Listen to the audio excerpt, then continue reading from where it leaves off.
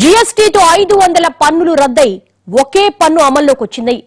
ఇది ఆర్థిక సుస్థిరతకు దేశ భవిష్యత్తుకు ఎంతో ఉపయోగకరమంటూ మోడీ చెప్పుకొచ్చారు. కానీ ఇప్పుడు తరచి చూస్తే అసలు మోడీ నిర్దేశించుకున్న లక్ష్యం నెరవేరుతుందా అన్న అనుమానం వస్తోంది. అసలు జీఎస్టీ లక్ష్యం నెరవేరడం అటుంచితే మొదటికే మోసం వస్తుందేమో అన్న భయాలు కలుగుతున్నాయి. ఇంతకీ జీఎస్టీ వెనక జరుగుతున్న ఇంట్రెస్టింగ్ మాయాజాలమేంటో మీరే చూడండి.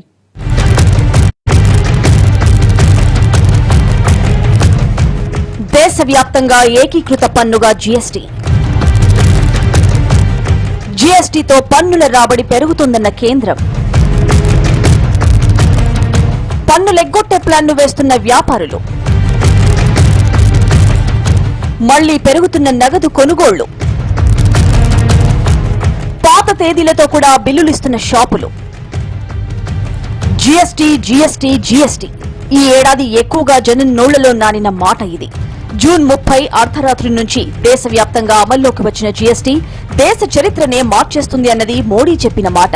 అంతేకాదు, ఈ ఏకపన్ను విధానంతో దేశంలో పన్నుల సంస్కరణ మొదలైందని, ఇకపై వ్యాపారులు పన్నులు కట్టకుండా ఎగ్గొట్టేందుకు ఛాన్స్ ఉండదని మోడీ చెప్పుకొచ్చారు.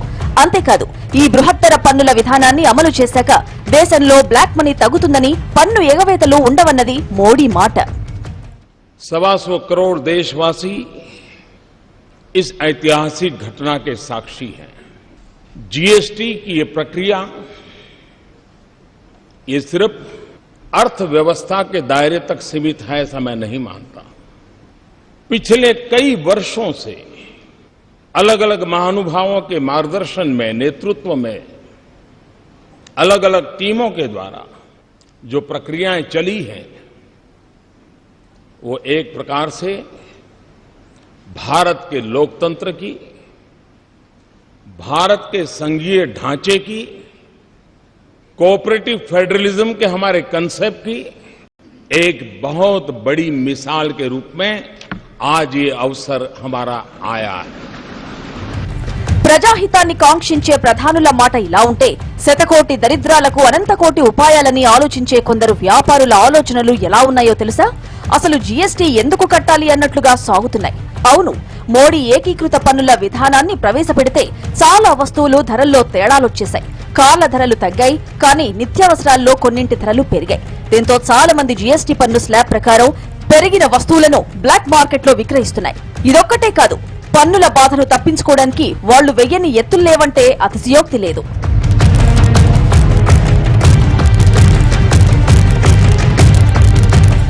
జీఎస్టీతో వాణిజ్య పన్నుల రంగంలో పారదర్శకత నెలకొంటుందన్నది ప్రభుత్వ ఆలోచన. ఒకే పన్ను వేస్తే పన్నులు ఎగ్గట్టే వాళ్లకి ఇకపై ఆ అవకాశం ఉండదన్నది కేంద్రం ఆలోచన. కానీ ఇప్పటికే కేంద్ర రాష్ట్రాలకు పన్నులు కట్టకుండా గుట్టుగా వ్యాపారులు చేస్తున్న వాళ్లు కోకొల్లలు. ఇప్పుడు జీఎస్టీ భారం పెరగడంతో చాలా మంది వ్యాపారులు కూడా ఆ దారిలో అడుగులేస్తున్నారు. వైట్ మార్కెట్లో బహిరంగంగా వ్యాపారం చేస్తే చచ్చినట్లు పన్ను కట్టాలి, అదే బ్లాక్ మార్కెట్లో గుట్టుగా చేస్తే అక్కర్లేదు కదా అన్న ఆలోచనలో ముందుకెళ్తున్నారు. ఇక బ్లాక్ మార్కెట్లో వస్తువులు సాధారణ మార్కెట్ కన్నా తక్కువకు దొరుకుతుండటంతో వినియోగదారులు కూడా ఈ దారిలో కొనుగోలు చేసేందుకు ఆసక్తి చూపిస్తున్నారు. నిజానికి చాలా వస్తువుల ధరలు జీఎస్టీతో పెరిగాయి. అందుకే బ్లాక్ మార్కెట్లో బిల్లు లేకుండా కొంటే ఆ పన్నుల భారాన్ని తాము భరించాల్సిన అవసరం లేదు కదా అనుకుంటున్నారు.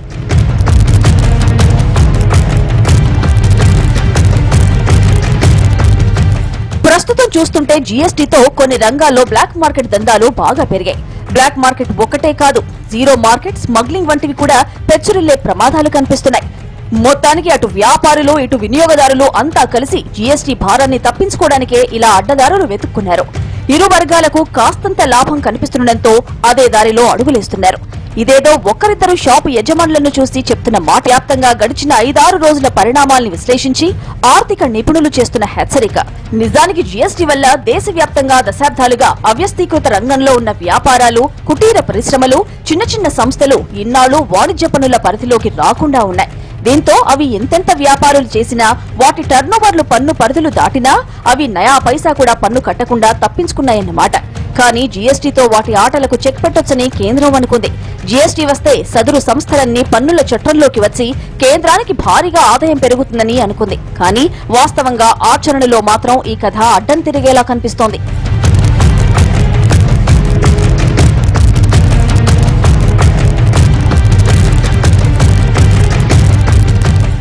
జీఎస్టీతో అవ్యవస్థీకృత రంగాన్ని పన్నుల పరిధిలోకి తీసుకురావడం మాట అటుంచితే ఉన్న వ్యవస్థీకృత రంగంలో ఉన్న సంస్థలు కూడా తెలివిగా పన్నుల చట్టం నుంచి తప్పించుకోవాలని చూస్తున్నాయి. దీనికి చాలా కారణాలున్నాయి.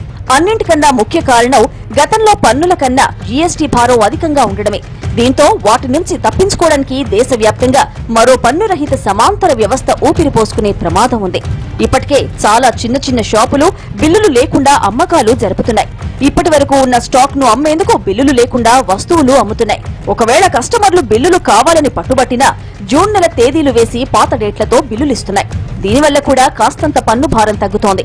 ఇందుకోసం చిన్నా చితకా సంస్థలే కాదు, పెద్ద పెద్ద కార్పొరేట్ సంస్థలు కూడా కక్కుర్తి పడుతున్నాయి.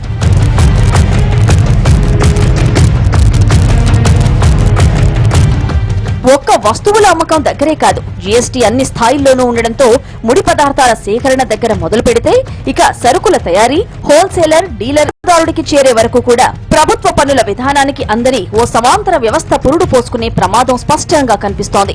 అదే జరిగితే జీఎస్టీతో పన్నుల రాబడి పెరగడం అన్న ఆశలు కాస్త పక్కన పెడితే అసలు ఇప్పటి వరకు వస్తున్న వాణిజ్య పన్నుల ఆదాయం కూడా రాకపోయే ప్రమాదం ఉంది. నిజానికి ఈ ఇబ్బందుల గురించి ప్రభుత్వం ముందే ఊహించకుండా నిర్ణయం తీసుకుంది. దీంతో ఇప్పుడు వాటిని అడ్డుకోవడం కూడా ప్రభుత్వానికి వీలు కాని విధంగా మారింది.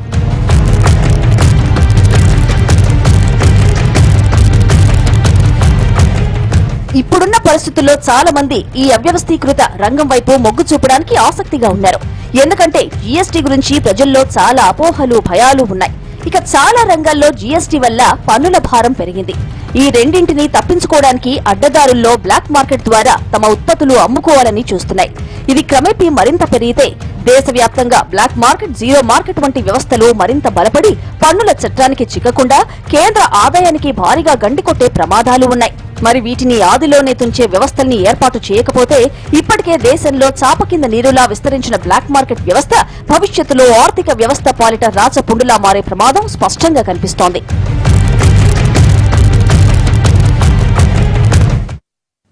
కథ అడ్డం తిరిగిందా? మోడీ ప్లాన్ బెడిసి శతకోటి దరిద్రాలకు అనంతకోటి ఉపాయాలు.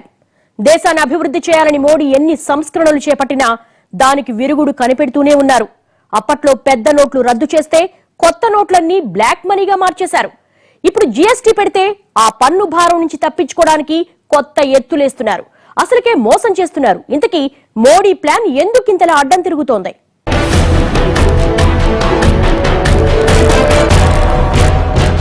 గత ఏడాది మోడీ తీసుకున్న అతిపెద్ద నిర్ణయం డీమానిటైజేషన్. దేశంలో ఉన్న 127 కోట్ల మందిని ప్రభావితం చేసిన నిర్ణయం అది. సామాన్యుడి నుంచి సంపన్నుల వరకు అందరూ డీమానిటైజేషన్ కష్టాలు ఎదుర్కొన్నారు. దేశంలో ఉన్న బ్లాక్ మనీని అంతం చేయడానికి ఈ నిర్ణయం తీసుకున్నట్లు మోడీ ప్రకటించారు. అంతవరకు ఓకే, కానీ ఆ నిర్ణయం అమలు చేసి నెల తిరగకుండానే కొత్త నోట్ల కట్టలు గుట్టలు గుట్టలుగా అక్రమార్కుల ఇళ్లలో బయటపడ్డాయి. అప్పటి నుంచి మొదలు పెడితే తాజాగా ఏసీబీ వలలో చిక్కిన అవినీతి అనకొండ పాము పాండురంగారావు ఇంట్లో కూడా కొత్త నోట్ల కట్టలు కోట్ల రూపాయలవి దొరికాయి. నిజానికి దేశంలో బ్లాక్ మనీని అంతం చేయడానికి పెద్ద నోట్లన్నీ ఒక్కసారిగా రద్దు చేశారు. ఆపై కొద్ది కొద్దిగా కొత్త నోట్లు విడుదల చేసింది. పాత నోట్లు భారీగా డిపాజిట్ చేసుకునే వాళ్ల భరతం పడతామని, ఆ నిర్ణయంతో పెద్దోళ్ల ఇళ్లలో భారీగా దాచిన బ్లాక్ మనీ అంతా నిర్వీర్యమైపోతుందన్నది మోడీ ఆలోచన. కానీ ఇప్పుడు కూడా ఆర్బీఐ విడుదల చేసిన కొత్త నోట్లన్నీ అక్రమార్కుల దగ్గరున్న బ్లాక్ మనీ స్థానంలోకి వచ్చేశాయి. ఏసీబీ దాడుల్లో బయటపడుతున్న నోట్ల కట్టలన్నీ కొత్త నోట్లే. అంటే డీమానిటైజేషన్ తో బ్లాక్ మనీ రూపం మార్చుకుందే తప్ప రద్దు కాలేదు. ఇప్పుడు కూడా జీఎస్టీతో అవ్యవస్థీకృత రంగంలో సంస్థలను పన్నుల చట్టంలోకి తీసుకురావాలనుకున్న ఆలోచన కూడా బూమరాంగ్ అయ్యే పరిస్థితి కనిపిస్తోంది. మిస్యూజ్ చేయటం అనేది ఖచ్చితంగా ఇప్పటికి కూడా వ్యవస్థలో మిస్యూజ్ చేయటం ఉన్నది. ఇన్ఫార్మల్ ఎకానమీలో ఏదైతే అనార్గనైజ్డ్ అసంఘటిత రంగంలో ఉందో దానిలో ఈ సమస్య కొంత ఎక్కువగా ఉండొచ్చు. కానీ అదే రంగం దేశంలోని 80% మందికి ఉపాధిని ఇస్తుందని, దేశ స్థూల జాతీయ ఉత్పత్తిలో 40% ఇస్తుందని గుర్తుపెట్టుకోవాలి. కాబట్టి ఏంటంటే ఆ రంగాన్ని పక్క తొలగించి ఆలోచన చేసేలోపు అది ఫార్మల్గా అంటే సంఘటిత రంగంలోకి దాన్ని తేవాలని, దానిలో ఉన్న లొసుగుల్ని పరిష్కారం చేయాలని ఏమైనా నిజంగా ఆలోచించేటట్లయితే వాళ్ళకు ఒక జీవన వృత్తి, జీవన మార్గాన్ని కూడా చూపించాల్సిన అవసరం ప్రభుత్వం మీద ఉంది. అది లేకుండా చావు దెబ్బతీసే డిమానిటైజేషన్ చేశారు, ఇప్పుడు జీఎస్టీ కూడా చేసేటట్లయితే సమస్యలు మరింత సంక్లిష్టం అవుతాయి అనేది నిజం. దేశవ్యాప్తంగా అమలు చేస్తున్న జీఎస్టీతో జీడీపీ పెరిగే అవకాశం లేదని నీతి ఆయోగ్ సభ్యుడు వివేక్ దేబ్రాయ్ విమర్శించారు. లో ఉన్న సంక్లిష్టత వల్ల మేలు కన్నా జరిగే కీడే ఎక్కువ ఉంటుందని అంతర్జాతీయ ఆర్థికవేత్త గై సార్మన్ కూడా హెచ్చరించారు. ముఖ్యంగా జీఎస్టీ స్వరూపాన్ని పూర్తిగా మార్చేసి ఈ జీఎస్టీ ప్రవేశపెట్టారని విమర్శలు చేశారు. నిజానికి జీఎస్టీ అంటే దేశవ్యాప్తంగా ఎవరికీ అవగాహన లేదు. చాలా రాష్ట్రాల్లో ప్రజలకే కాదు, వ్యాపారస్తులు, ఆఖరికి ఆర్థికవేత్తలు, అమాత్యులకు కూడా జీఎస్టీ గురించి అవగాహన లేదు. అంతేకాదు, విదేశాల్లో జీఎస్టీ చాలా సరళంగా ఉంటుంది. ఉదాహరణకు హాంకాంగ్ లోని జీఎస్టీ 7% ఉంటుంది. అక్కడ హెయిర్ పిన్ నుంచి ఏరోప్లేన్ వరకు ఏదికున్నా 7% జీఎస్టీ కట్టాలి. ఇక సింగపూర్ లో జీఎస్టీ స్లాబ్ 5%. ఇక్కడ కూడా ఏదికున్నా 5% పన్ను చెల్లిస్తే చాలు. కానీ మన దేశంలో జీఎస్టీ 6 స్లాబుల్లో ఉంది. ఇందులో 0, 3, 5, 12, 18, 28. అంతేకాదు, జీఎస్టీ మొత్తం ఒకటి కాదు, ఇందులో 3 రకాలుంటాయి. ఒకటి సెంట్రల్ జీఎస్టీ, రెండోది స్టేట్ జీఎస్టీ, మూడోది ఇంటిగ్రేటెడ్ జీఎస్టీ. ఇవన్నీ ఒక ఎత్తైతే వ్యాపారాలు నిర్వహించే వాళ్లు ప్రతి నెల 10, 15, 20 తేదీల్లో 3 సార్లు జీఎస్టీ ఫైల్ చేయాలి. ఇలా ఏడాదికి 36 సార్లు. ఆపై నెలకోసారి చేసే ఫైలింగ్ లో మరో 12 సార్లు, ఏడాది మొత్తానికి ఒకసారి నిర్వహించే ఫైలింగ్ తో కలిపి ఏడాది 49 సార్లు జీఎస్టీ ఫైలింగ్ చేయాలి. అది కూడా ఆన్లైన్ లో చేయాలి. ఇవి సామాన్య వ్యాపారులకు అర్థం కాని విషయాలు. అందుకే వాళ్లంతా జీఎస్టీ పరిధిలోకి రావడం కన్నా చల్లగా సైడ్ అయిపోతే ఇటు పన్ను భారమూ తగ్గుతుంది, అటు వ్యాపారమూ బాగా సాగుతుంది. అందుకే చాలా మంది చిరు వ్యాపారులు బ్లాక్ మార్కెట్, జీరో మార్కెట్ల వైపు మొగ్గు చూపిస్తున్నారు.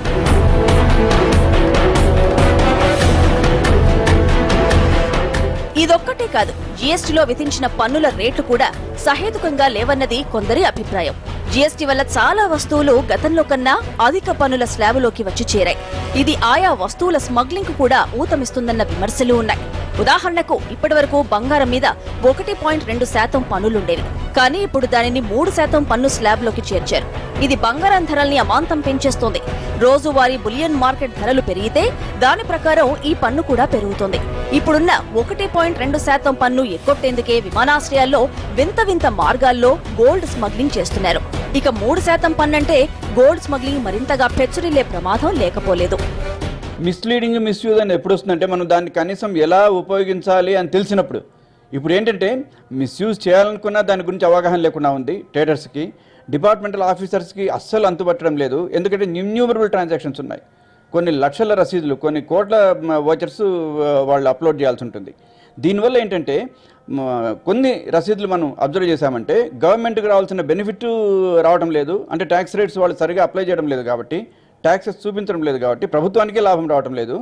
జీఎస్టీ వస్తూనే కన్జ్యూమర్కి కనీసం 85 వస్తువులపైన లాభం చేకూరుతుంది. అంటే ఆ లాభం వచ్చిందా లేదా అని తెలుసుకునే దానికి రసీదు పైన వాళ్ళు ట్యాక్స్ రేట్ చూపిస్తే కదండి. మిస్యూజ్, అబ్యూజ్ అని ఎప్పుడు వస్తుందంటే మనకు దాని గురించి తెలిసినప్పుడు. ఒక విధానము, ఒక రూల్ తెలిసి దాన్ని ఈ విధంగా మనము అబ్యూజ్ చేయొచ్చును, లేకుంటే ఈ విధంగా మిస్యూజ్ చేయొచ్చును అన్న స్టేజ్ కూడా ఇంకా రాలేదు. గందరగోళంగా ఉంది కాబట్టి గవర్నమెంట్కి కావాల్సిన ట్యాక్స్ అనుకున్నట్టుగా గవర్నమెంట్కి రావడం లేదు.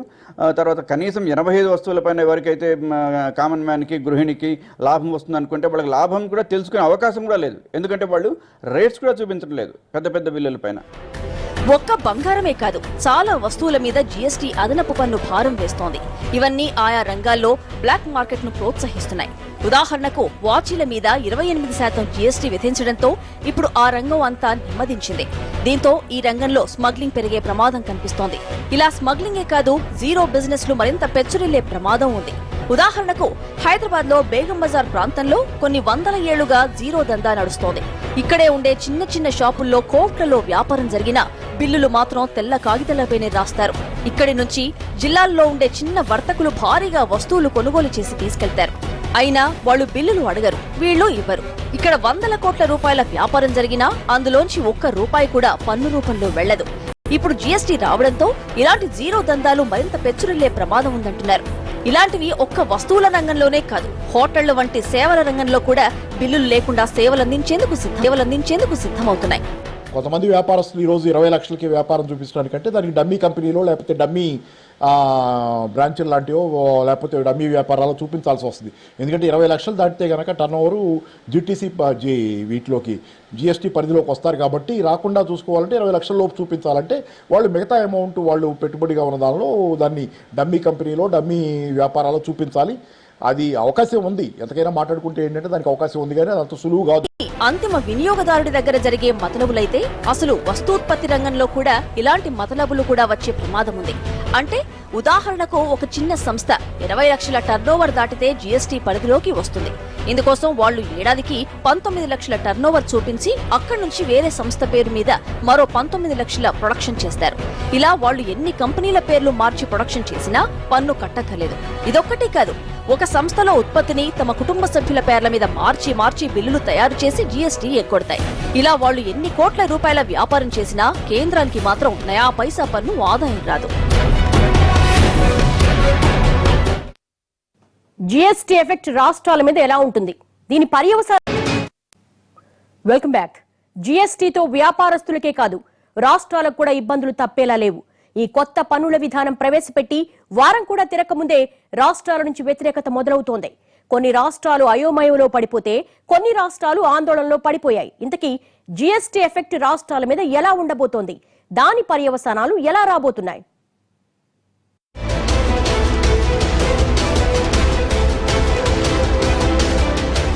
జీఎస్టీతో ఎవరికి లాభం అన్న ప్రశ్న వేసుకుంటే చెప్పాల్సిన సమాధానం మాత్రం కేంద్రానికి లాభం అని. కేంద్రానికి భారీగా పన్నుల ఆదాయం రాబట్టే ఈ విధానం వల్ల ఉత్పాదక రంగంలో ఉన్న రాష్ట్రాలకు మాత్రం గొడ్డలి పెట్టుగా మారింది. జీఎస్టీతో ఇప్పుడిప్పుడే అభివృద్ధిలో పరుగులు తీస్తున్న రాష్ట్రాలకు కాస్త బ్రేకులు పడే ప్రమాదం కనిపిస్తోంది. జీఎస్టీతో తెలంగాణ రాష్ట్రానికి 3,000 కోట్ల వరకు నష్టం వాటిల్లుతుందని రాష్ట్ర ఆర్థిక మంత్రి ఈటెల రాజేందర్ కూడా ప్రకటించారు. ఇక రాజధాని ఇప్పుడిప్పుడే నిర్మించుకుంటున్న ఆంధ్రప్రదేశ్ పరిస్థితి మరింత దారుణంగా మారే ప్రమాదం ఉంది.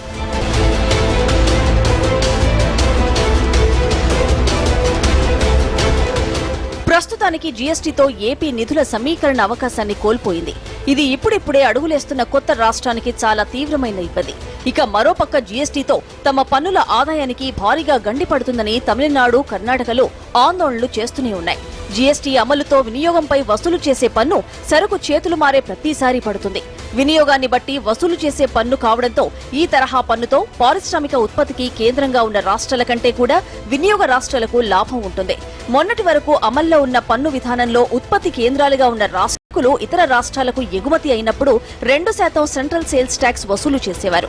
ఇది ఏ రాష్ట్రంలో వసూలు చేస్తారో ఆ రాష్ట్రాలకే వాటిని అందించేవారు. దీంతో దక్షిణాది రాష్ట్రాలన్నీ ఉత్పత్తి రంగంలో పెట్టుబడులను భారీగా ఆకర్షించాయి. కానీ ఇప్పుడు జీఎస్టీ రావడంతో ఇలాంటి ఆదాయాలన్నీ రాష్ట్రాలు కోల్పోవాల్సిందే. జీఎస్టీ రాకతో రాష్ట్రాల ఆదాయ మార్గాలుగా ఉన్న సేల్స్ ట్యాక్స్, వ్యాట్, వినోదం పన్ను, ఎంట్రీ ట్యాక్స్, యాక్ట్రాయిలు ఉండేవి. వీటి ద్వారా ఆయా రాష్ట్రాలకు ఇప్పటి వరకు 50 నుంచి 55% ఆదాయం వచ్చేది.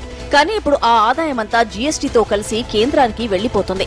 ఇక జీఎస్టీ నుంచి ఈ ఆదాయం కేంద్రానికి వెళ్లినా తిరిగి రాష్ట్రాలకు వచ్చేది మాత్రం 35% మాత్రమే ఉంటుందన్న అంచనాలు ఉన్నాయి. ఇలా రాబడి దెబ్బతింటే ఖర్చులు పెరిగి రాష్ట్రాలు అప్పులు చేయాల్సిన పరిస్థితికి రావచ్చు. అంతేకాదు, జీఎస్టీ వినియోగం మీద వేసే పన్ను దక్షిణాదిన కేవలం ఉత్పత్తి రంగం మాత్రమే ఎక్కువగా ఉంటే ఉత్తరాదిన వినియోగ రంగం ఎక్కువగా ఉంది. అంటే ఉత్తరాది రాష్ట్రాలకు జీఎస్టీ ద్వారా భారీగా ఆదాయం పెరుగుతుంది. కానీ దక్షిణాది రాష్ట్రాలకు మాత్రం ఆదాయం తగ్గే అవకాశాలున్నాయి. ఏపీలో ఏదైనా భారీ పరిశ్రమ స్థాపించారు అనుకుందాం. ఆ ఉత్పత్తుల్లో 10% ఏపీలో, మిగిలిన 90% దేశంలో ఇతర రాష్ట్రాల్లో అమ్మకాలు జరగాయి అనుకుందాం. అప్పుడు ఏపీలో జరిగిన 10% అమ్మకాలపై వచ్చిన జీఎస్టీలో సగం మాత్రమే రాష్ట్రానికి వస్తుంది. మిగిలిన రాష్ట్రాల్లో జరిగిన అమ్మకాలపై వచ్చే జీఎస్టీలో ₹1 కూడా ఏపీకి రాదు. ఇలాంటి పరిస్థితుల్లో ఆ సంస్థలు ఏపీలో ఉండడం వల్ల ఆయా రాష్ట్రాలకు ఒరిగేది ఏమీ ఉండదు. నిజానికి ఏపీ ఇప్పుడిప్పుడే పరిశ్రమల్ని ఆహ్వానిస్తూ వస్తోంది. ఇలాంటి టైంలో ఉత్పత్తుల రంగం నుంచి వచ్చే ఆదాయంపైనే జీఎస్టీ దెబ్బ కొడితే ఇక ఏపీ ఎలా అభివృద్ధి చెందుతుంది? ప్రస్తుతానికి సొంత ఆర్థిక వనరుల సమీకరణలో ఉన్న ఏపీ సర్కారుకు జీఎస్టీతో ఇబ్బందులు ఎదురయ్యే ప్రమాదాలున్నాయి. కాన్స్టిట్యూషనల్ అమెండ్మెంట్ అయిపోయింది కాబట్టి మొత్తం దేశమంతా ఒకే ట్యాక్స్ లేకుంటే ఒకే పన్ను అనుకున్నాం కాబట్టి జేఎండ్కే అంటే జమ్మూ అండ్ కాశ్మీర్ రాష్ట్రం కూడా దీన్ని ఆమోదించింది కాబట్టి ఆ పరిస్థితి రాకూడదు. కానీ కేవలం 13 రాష్ట్రాలు మాత్రమే చేశాయి కాబట్టి కాన్స్టిట్యూషనల్ అమెండ్మెంట్ అయిపోయింది. ఇంకా కొన్ని 5-6 రాష్ట్రాలు వ్యతిరేకిస్తున్నాయి. కానీ చట్టబద్ధంగా దీన్ని జీఎస్టీ కాదు అని చెప్పి వాళ్ళందుకు వాళ్ళు ట్యాక్సులు వేసుకునే అవకాశం లేదు రాజ్యాంగ పరంగా ఆలోచిస్తే. అది మరి రాజ్యాంగాన్ని ఉల్లంఘించినట్టు అవుతుంది. కాబట్టి వాళ్ళు ఏదైనా పరోక్షంగా వాళ్ళు ఒత్తిడి చేయాలి కేంద్రం పైన, పరోక్షంగా బల ప్రదర్శన చేయాలి, కానీ బహిరంగంగా చట్టాలు చేసేదానికి లేదు. జీఎస్టీ పరిధిలోకి రాకుండా ఉండే పన్నులు వేసేదాని అవకాశం అయితే రాష్ట్రాలకు లేదు. ఇప్పటికే చాలా రాష్ట్రాలు జీఎస్టీకి అదనంగా తమ రాష్ట్రాలు విధించే ట్యాక్స్లను విధిస్తామని ప్రకటిస్తున్నాయి. కొన్ని రాష్ట్రాలు అయితే ఇప్పటికీ ఎంట్రీ ట్యాక్స్ వసూలు చేస్తున్నాయి. ఇంకొన్ని రాష్ట్రాలు ఏకంగా పెట్రోల్ మీద తగ్గించాల్సిన ఎంట్రీ ట్యాక్స్ ను కూడా యథేచ్ఛగా వసూలు చేస్తున్నాయి. జీఎస్టీ అమల్లోకి వచ్చిన వారం రోజులకే పరిస్థితి ఇలా ఉంటే ముందు ముందు జీఎస్టీ వల్ల తమకు ఆదాయానికి పడ్డ గండి చూసుకుని అన్ని రాష్ట్రాలు ధిక్కర స్వరం వినిపిస్తే అప్పుడు ఫెడరల్ స్ఫూర్తికి విఘాతం కలిగే ప్రమాదం ఉంది. మరి అదే జరిగి ఒక్కో రాష్ట్రం జీఎస్టీకి అదనంగా మరో స్టేట్ ట్యాక్స్ వడ్డిస్తే అప్పుడు ఆ భారం వినియోగదారుడి మీద పడుతుంది. ఇది దేశవ్యాప్తంగా తీవ్ర వ్యతిరేకతకు దారితీసేందుకు ఊతమిస్తోంది. ఇప్పటికే కొన్ని రాష్ట్రాలు తమ పన్నులు తాము విధిస్తామంటూ ముందుకొస్తున్నాయి.